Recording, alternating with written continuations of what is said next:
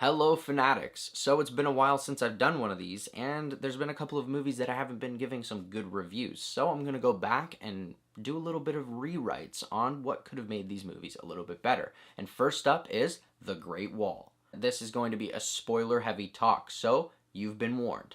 I'll start off by saying that this film is not all terrible. In fact, the action sequences are quite spectacular, and they were very reminiscent of movies like Lord of the Rings and Kingdom of Heaven.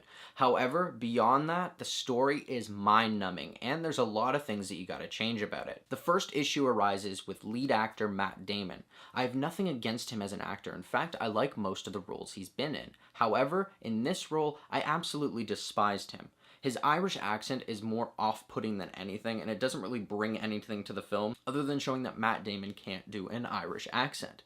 On top of that, his acting chemistry with Tian Ling was very minuscule, if non-existent at all. So the fact that they were trying to force a romance in there when they couldn't even have a good rapport on screen between the two of them was a little bit underwhelming. I think that Matt Damon was a little too old for this role, and I would have put someone in there like Michael Fassbender or Tom Hardy because they still would have brought the same box office numbers. Next, I would change the relationship dynamics in this movie. Specifically, I would downplay the romantic subplot between Matt Damon's character and Tian Lang's character, and I would increase the amount of screen time and story development on the bromance between Matt Damon's character and Pedro Pascal's character, who I think was severely underused in this movie. I think that with this type of story, you need to have the camaraderie of soldiers together. And so by having these two have the main focus of the movie and them kind of being thrown into it, it would be kind of similar to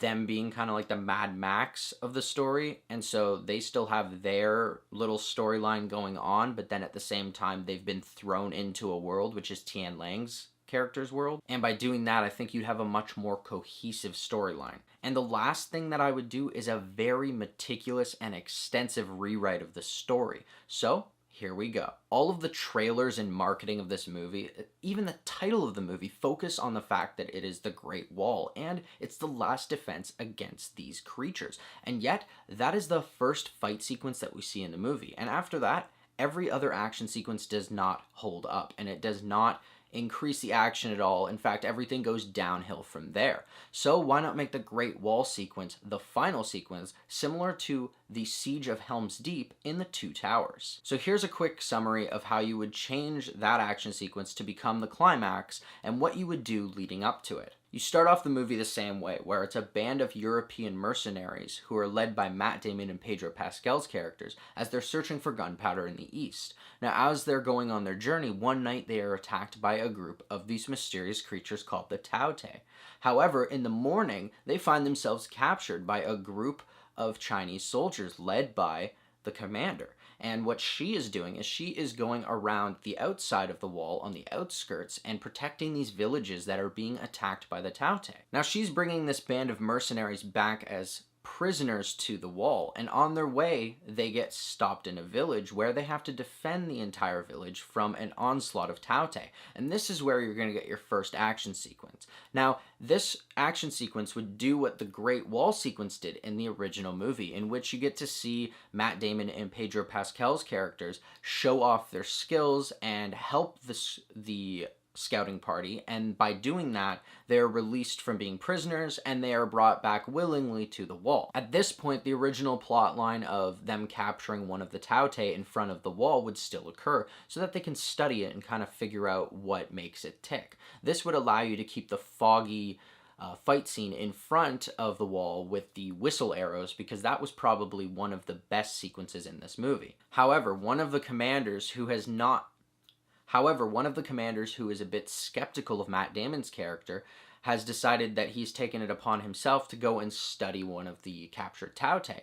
And unfortunately, he allows it to become released, and it burrows a hole deep into the Great Wall as it goes back to its hive. At this point, the final siege starts, in which the army of Taote is going to fight against the Nameless Order at the Great Wall. And this is where you cue all those action set pieces and sequences that we saw from the original movie, just with a lot more action, because it's the final climactic battle. However, at this part I'd also include a bunch of other creatures in the Tao Te army, because it's a little bit underwhelming that they had such a great idea for these monsters and yet all they did was the Komodo dragons and then the queen hybrid.